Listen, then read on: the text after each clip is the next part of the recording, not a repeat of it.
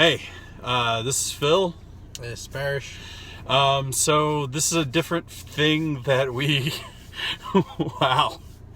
Okay, so first, just so that you're aware, we just got out of Logan.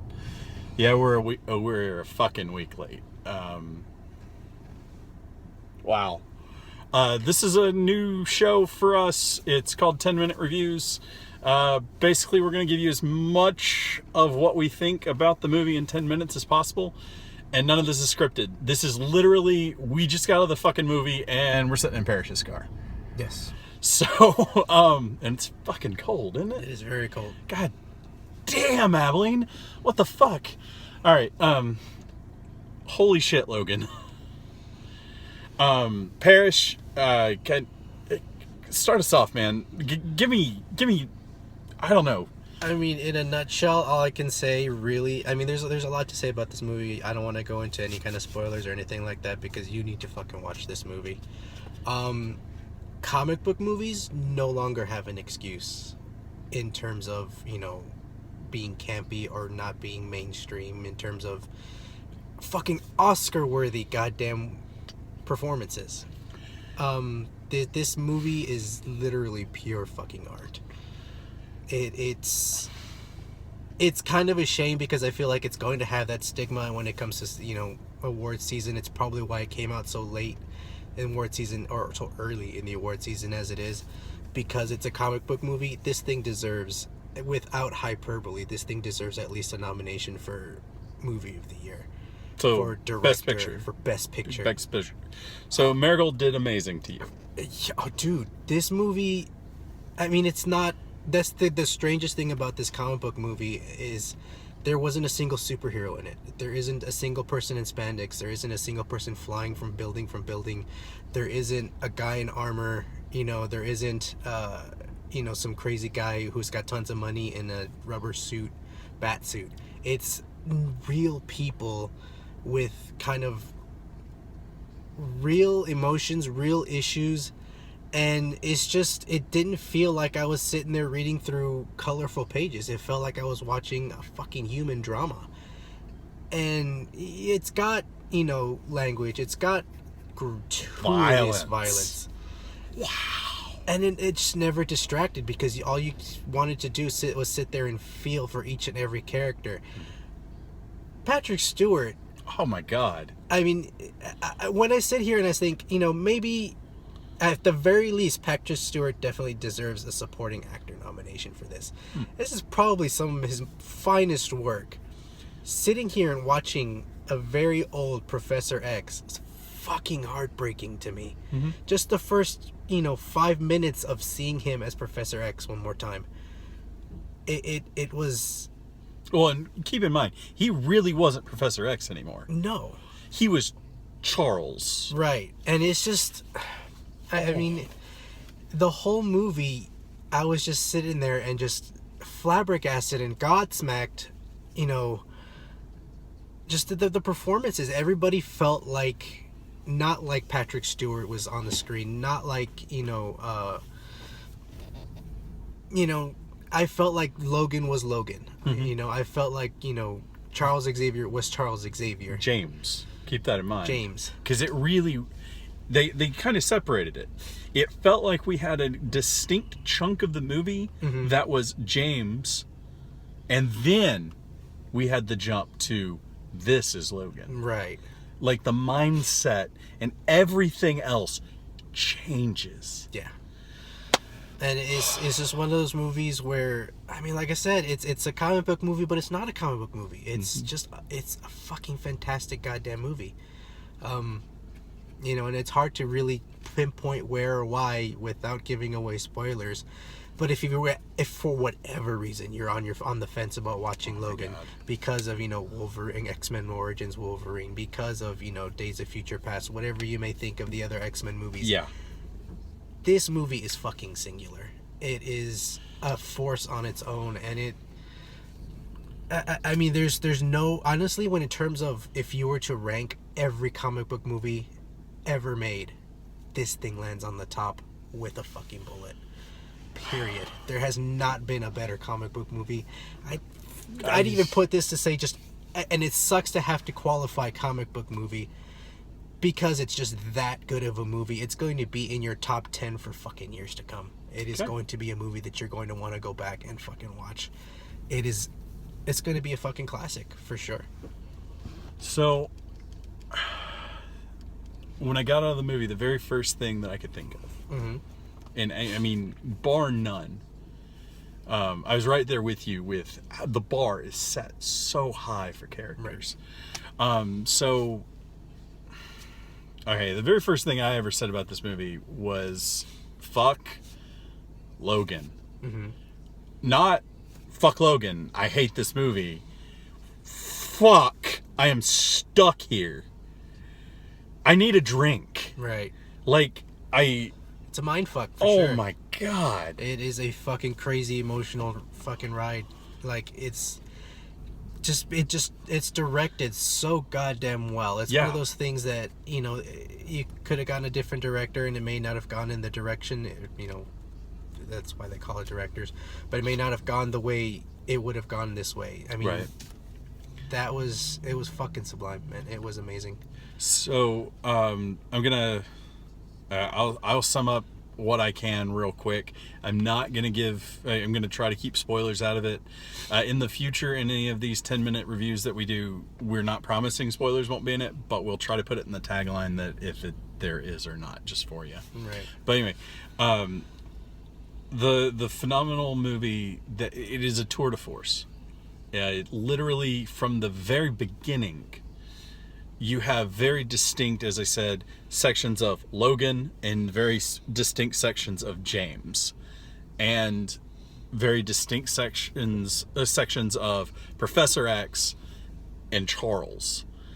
And Charles is hurt and destroyed for something that in his mind that he did even without meaning to.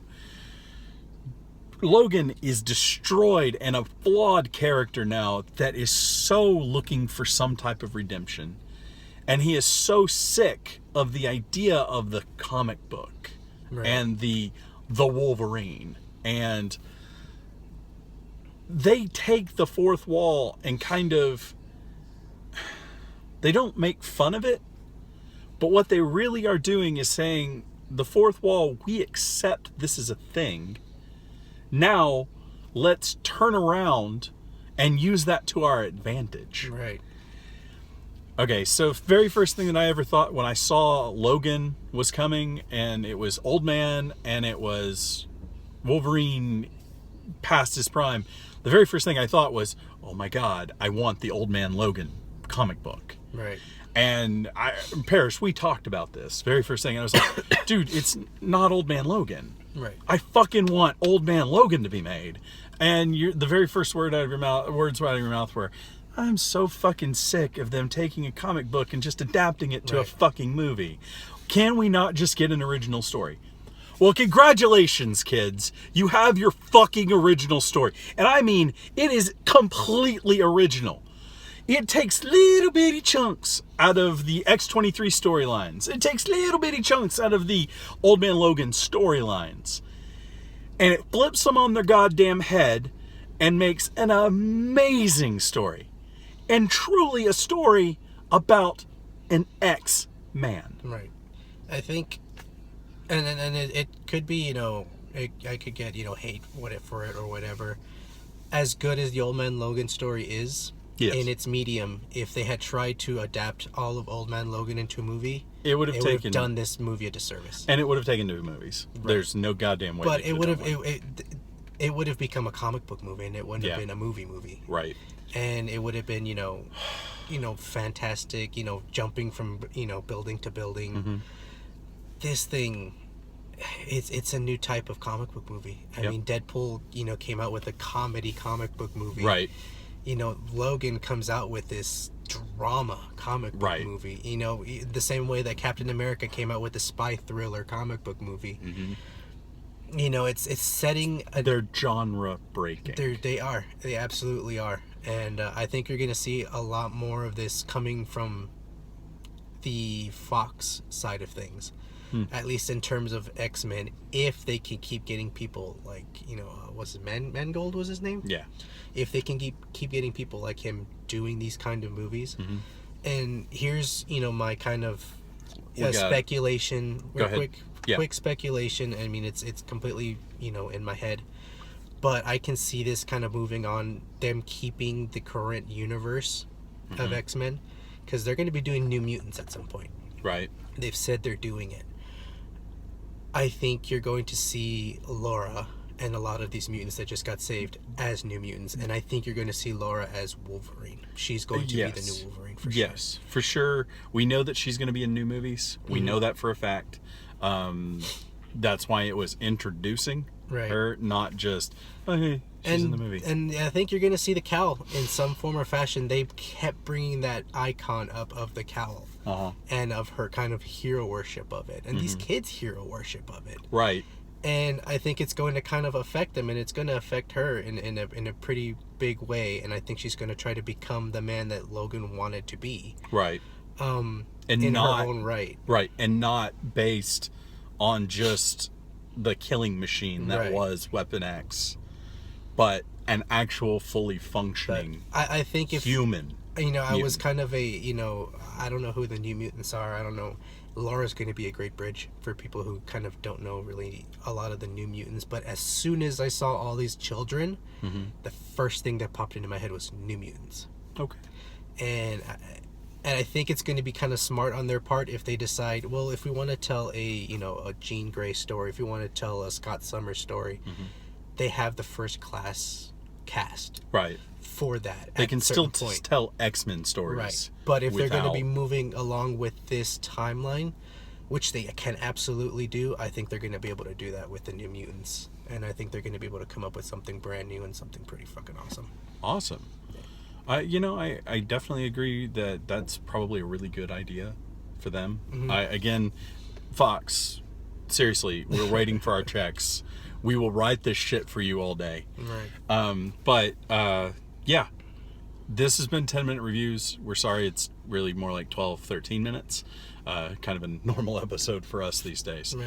But we really hope you enjoyed it. If this is something that you guys want to see more of, please let us know. We would love to be able to bring you the blockbusters and everything like that as they come out. We really love movies, and obviously we love playing video games. Right. But the main things for us is to make sure that we're offering content that you guys actually care about. So please, for the love of God, subscribe to the YouTube. I know it's stupid, but... Like, subscribe, comment, all that good stuff that everybody tells you to do. Yeah, we really hate even saying it, but it's one of those things where it lets us know what we're doing and what's bringing you in. Right. Because neither one of us, want to just sit here and make shitty cell phone videos for the rest of our lives. But at the same time, we're using what we have right now to do the best we can. Right. But yeah, Parrish, you got any last thoughts? Go fucking see Logan. Why are you still watching this? Turn this the fuck off and go see Logan right now if you haven't already. What are you doing? What are you doing with your life? Fix it! If you're watching this in like 2 o'clock in the morning, please don't try to go see Logan. It's probably closed. But the first opportunity that you can, please see Logan. I was not convinced still to see this. They made a believer out of me. Patrick Stewart, oh my God. Wow. And Hugh Jackman, wow. Support it. Let Fox know that this is the kind of shit you want to see. Yeah. It is the kind of shit you want to see. Instead of the shit that they've been pumping out every 2 years in every other Marvel fucking movie out there, this is amazing. This is what happens when you give your creative people actual license. Control. And, I could just go see it. Yeah. Thanks, guys. Bye. Bye.